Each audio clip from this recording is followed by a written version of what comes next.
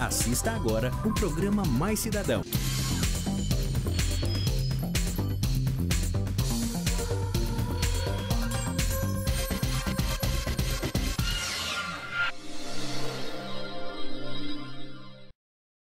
Amigos e amigas do programa Mais Cidadão, como é que todos passaram essa semana? É um prazer enorme a gente desfrutar esse tempo na companhia de vocês. E hoje preparamos um programa especial dedicado a todas as mães. Essas mulheres que nos enchem de amor, que são guerreiras e provedoras da vida. É de onde vem a vida, de onde vem o carinho e o afeto. Amanhã é o dia delas. E é claro, não poderíamos deixar de comemorar muito. Para começar, você que ainda não é mãe, mas está pensando em ter o primeiro filho, preparamos uma matéria super especial. Uma entrevista com a doutora Priscila Huguet, especialista em ginecologia e obstetrícia. Ela vai falar sobre os cuidados antes, durante e depois da gestação. E ainda nesse bloco, você confere o que o psiquiatra Tabajara Dias de Andrade tem a dizer sobre os aspectos emocionais da gestação e ainda um problema sério que afeta muitas mulheres, a depressão pós-parto. Para finalizar o nosso especial do Dia das Mães, no último bloco você vai acompanhar com a nossa querida apresentadora Silvia Coelho, uma mãe de primeira viagem. Ela abriu a sua casa para o nosso programa e falou sobre os desafios da maternidade. Agora, especialmente para você que está pensando em ter o primeiro filho, confira minha entrevista com a doutora Priscila Huguet. Ela vai dar dicas e esclarecer dúvidas importantes sobre esse assunto. E ainda veja o que o doutor Tabajara Dias de Andrade tem a dizer sobre esse turbilhão de emoções causadas pela gestação, que são sensações vividas pela mulher e também pelo companheiro. Confira!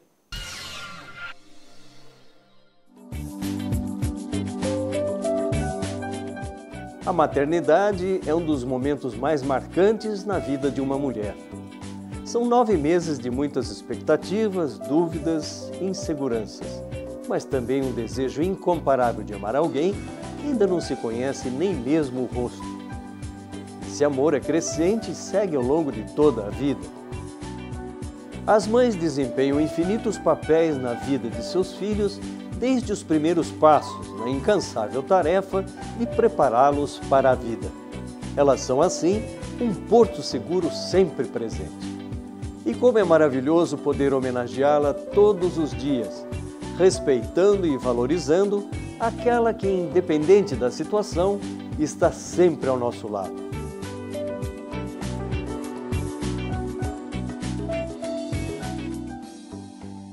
Bom, nós vamos falar sobre o Dia das Mães. Nada mais propício do que falar sobre gestação, gravidez, parto, nascimento, vida. É claro que toda mulher que tem a sua primeira gestação fica com angústia, um pouco de medo, não sabe exatamente como fazer, como se preparar. Para isso nós estamos aqui conversando com a doutora Priscila Huguet. Ela que é médica da Unicamp, ela é formada na Unicamp desde quando? 98. 98. E ela também é especialista em mastologia, em ginecologia e obstetrícia, fez o seu mestrado na Unicamp em tocoginecologia, portanto está se tornando uma craque na área, e sobretudo no atendimento a mulheres que querem uma atenção especial. Tudo bem, Priscila? Tudo ótimo. Obrigada pelo convite, agradeço bastante. Ótimo. A gente que agradece a sua participação e a gente queria saber desde cara. Evidentemente, tem que ter um namoro inicial do marido da mulher ou do companheiro da companheira e aquela preparação para que a pessoa esteja apta a ter o seu primeiro filho. Quais são os passos que a pessoa deve ter para se preparar adequadamente nesse mundo moderno, conturbado, cheio de dúvidas em relação aos procedimentos? Olha, eu acho assim, a preparação ela nunca é num plano só, né? Então, existe uma preparação do corpo, né? Então, tem mulheres que às vezes querem perder um pouquinho de peso, mulheres que querem ficar um pouco mais em forma, ou mulheres que querem se informar também. Então, a gente tem muita literatura sobre o assunto, felizmente. Eu acho que aqui no Brasil, a gente sabe que o Brasil é um país que tem muita cesariana, então seria interessante as mulheres saberem, primeiro, que tipo de parto que elas querem, para isso elas têm que ler bastante. Eu acho que vale a pena visitar o médico, né, para fazer alguns exames, tem exames pré-gestacionais, alguns exames de doenças que a pessoa pode ter que ela não saiba que tem, anemia, avaliar a função de tireoide, começar a tomar ácido fólico, tem que começar pelo menos 3 meses antes de engravidar e continuar ainda durante o primeiro trimestre da gestação. Certo. Então é um assunto bem amplo, assim, mas basicamente seria isso. Evidentemente, existem dúvidas hoje sobre o tipo de parto. Por exemplo, se o parto vai ser o parto normal ou a popular cesárea no Brasil, que hoje tem, vamos dizer, uma utilidade muito grande em termos de frequência, maior do que taxas que acontecem em outros países do mundo. O que você recomendaria para uma cliente que vem no seu consultório e diz, olha, eu não tenho preferência por este ou aquele parto? Qual é o parto que você indicaria para ela?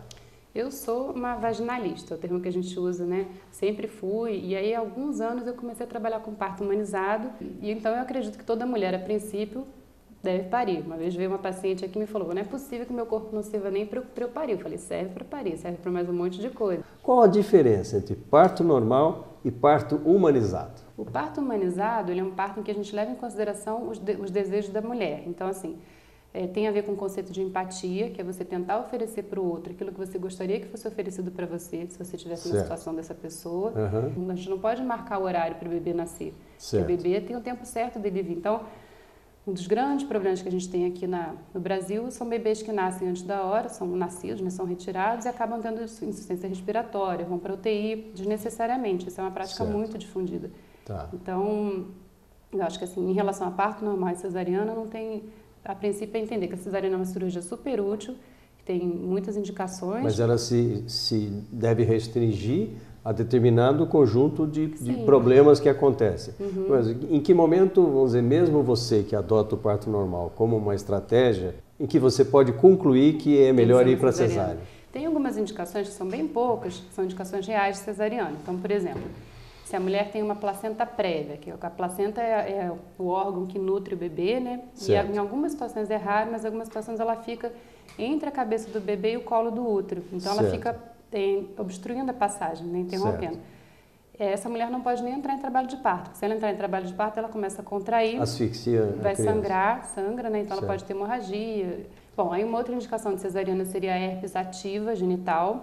Ou apresentações anômalas, por exemplo, um bebê que veio de ombro, ou ele está numa posição em que não tem passagem para ele, né? Tá certo. E tirando isso, a gente tem as indicações que são indicações que a gente chama de intraparto. Então, por exemplo, uma cabeça do bebê grande demais para a pelve materna, não passa, mas é muito comum aqui no Brasil, o médico fala, então seu bebê é grande, vamos operar. A gente só sabe que o bebê é grande demais quando ela entrou em trabalho de parto, ela teve a dilatação completa e o bebê não desceu. Então, além dessas causas que eu já citei, a pessoa pode ter um descolamento de placenta, que é uma urgência, e realmente se descola mais de metade da placenta, esse neném tem que estar fora do útero rápido, é uma indicação de cesárea, a não ser que esteja já com dilatação quase total e quase nascendo, e o prolapso de cordão, que também é uma coisa que as pessoas têm bastante medo, que é quando o cordão umbilical sai, né, acontece só quando a bolsa já está rota, rompida, e também uma indicação de cesárea emergencial. E em relação ao parto humanizado, hoje os médicos estão preparados, os hospitais, para desenvolver esse tipo de atividade,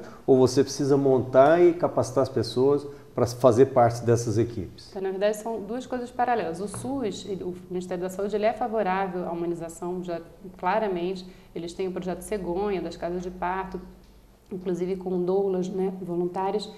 Ela dá um suporte psicológico, dá um suporte físico, massageia, a mulher às vezes fica cansada, vai para a água, a gente sabe que a água quente alivia a dor das contrações. Certo. E tem estudos que mostram que a doula diminui a taxa de cesariana e a taxa de anestesia. Então, a doula é uma grande aliada, sempre trabalho com doula.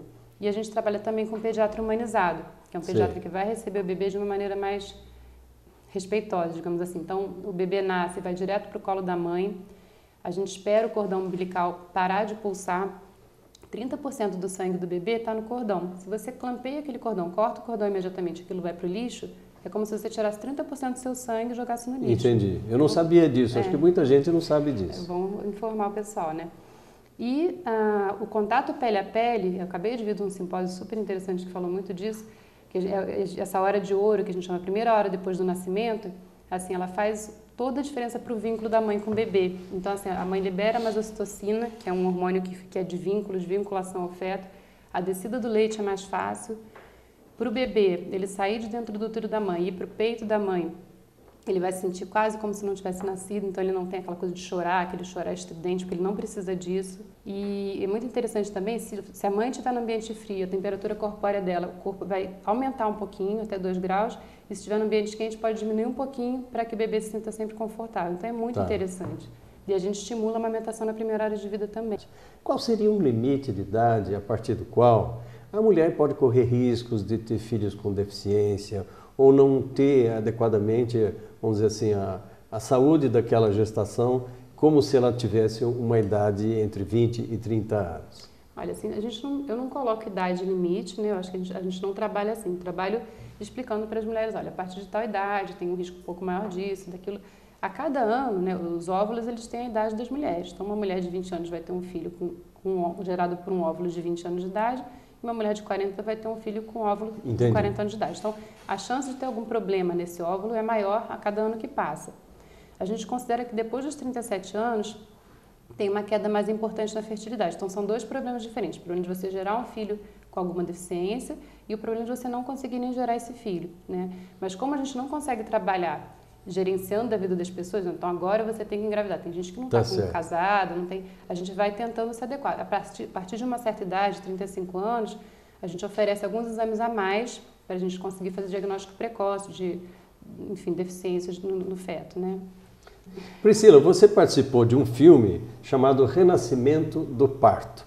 Explica em poucas palavras o que é isso e o que de bom trouxe isso para essa nova filosofia de recepção das crianças e tudo mais. Esse filme eu classifico como um divisor de águas, assim, é um filme muito bonito, né? Quem não viu, quem pensa em ter filhos, acho que vale muito a pena assistir, não só quem está esperando, mas como quem pretende esperar. Ele mostra um pouco da visão ao redor do mundo sobre o parto, né? Que o Brasil tem essa característica, né, de ser o campeão de cesarianas, então o anormal vira normal aqui. Isso em qualquer lugar do mundo, né, em países desenvolvidos, isso é uma coisa que não é considerado normal e não é normal mesmo. Então, ter essa visão de outras pessoas, né, pessoas muito famosas e explicando como que é o atendimento ao parto em outros países, eu acho que ajuda um pouco a gente a ver como a gente está defasado em relação ao que pode ser, né? Então, eu acho que mostra principalmente algumas indicações que não são reais de cesárea, então mulheres com depoimentos de meu médico confere, meu médico desde sempre, aí ele me operou e depois eu descobri que eu podia ter tido um parto normal. Isso fere as mulheres quando elas descobrem que foram enganadas, né, de uma certa maneira. Então, eu acho que a grande função do filme é a informação mesmo.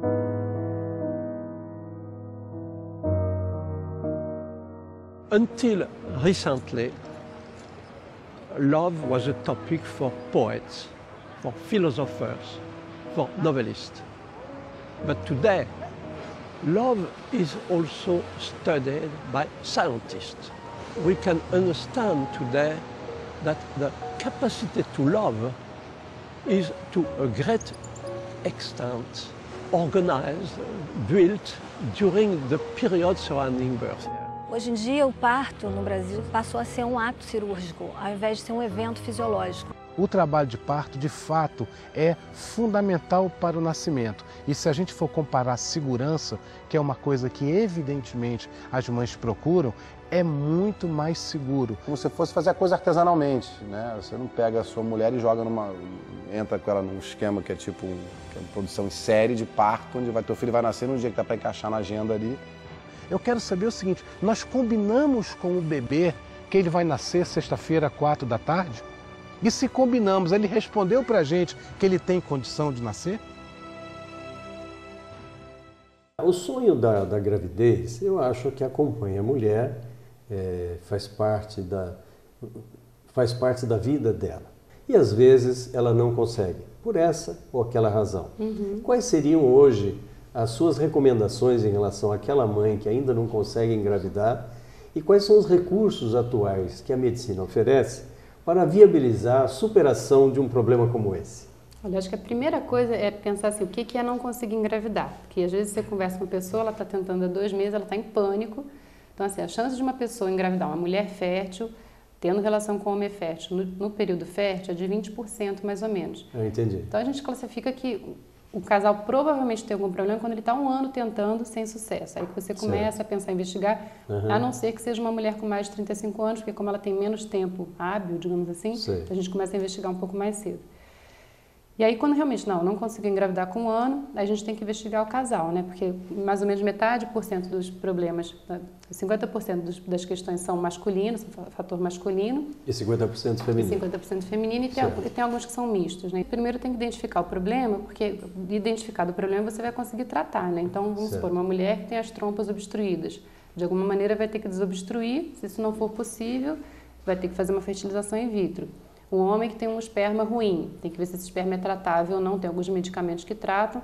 Se não for, vai ter que fazer também uma fertilização, enfim. Aí depende do problema, né? Hoje em dia é um problema muito grande, até porque as mulheres estão demorando mais para engravidar, menstruam mais vezes e têm menos filhos, é a endometriose, que é uma grande causa de esterilidade, né? Então, se é detectada a endometriose, essa mulher tem que ser tratada também. Então, não tem uma fórmula, né? Na verdade, você vai ter que individualizar e tratar de acordo com o problema de cada casal. Eu queria te agradecer e parabenizar pelo trabalho, né, pelo esforço de estar recepcionando as calouras, né, do parto, e eu queria que você usasse esse tempo nosso para falar um pouco mais, uma última mensagem, sobretudo em relação ao Dia das Mães.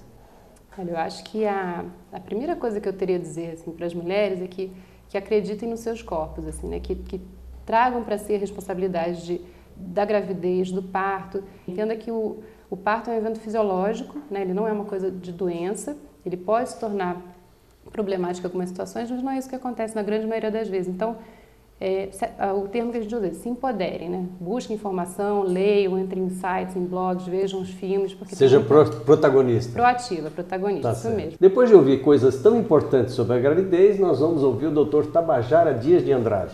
Ele que vai falar sobre o lado psicológico de ser mãe, de enfrentar a gravidez, a gestação e de ter o neném tão esperado. A primeira gestação deve ser uma experiência muito especial. Nós homens nunca vamos imaginar o que é isso.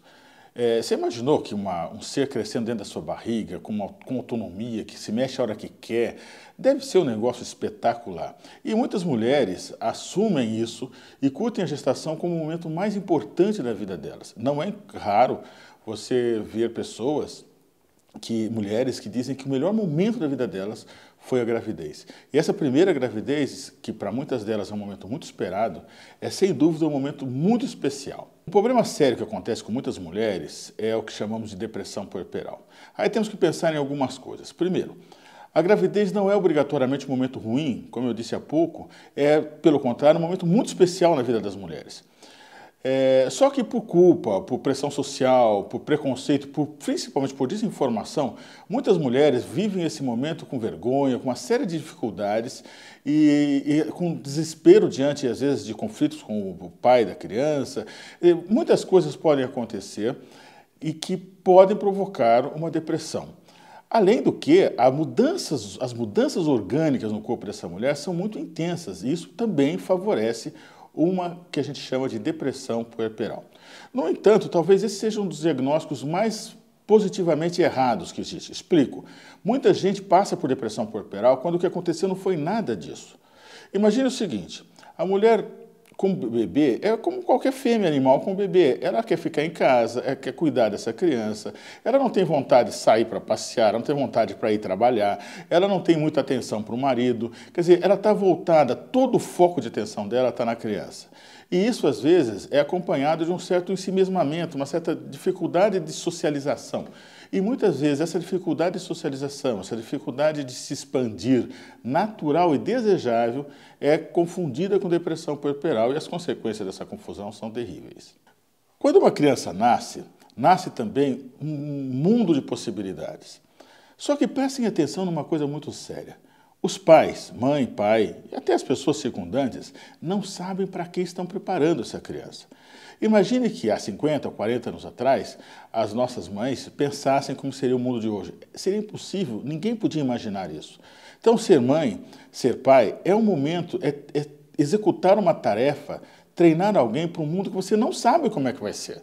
O que a gente faz? O que eu vou deixar, o que eu vou pôr na bagagem do meu filho para que ele cresça uma pessoa saudável e se transforme num cidadão de bem? Algumas competências a gente tem prestado atenção que são coisas muito importantes. A coragem, a criatividade, o respeito, a estratégia de pensamento, todas essas competências relacionais são extremamente importantes para que as crianças possam se desenvolver para um mundo que a gente não sabe como vai ser. Essa é a chave. Eu estou preparando um ser para o mundo que eu mesmo desconheço.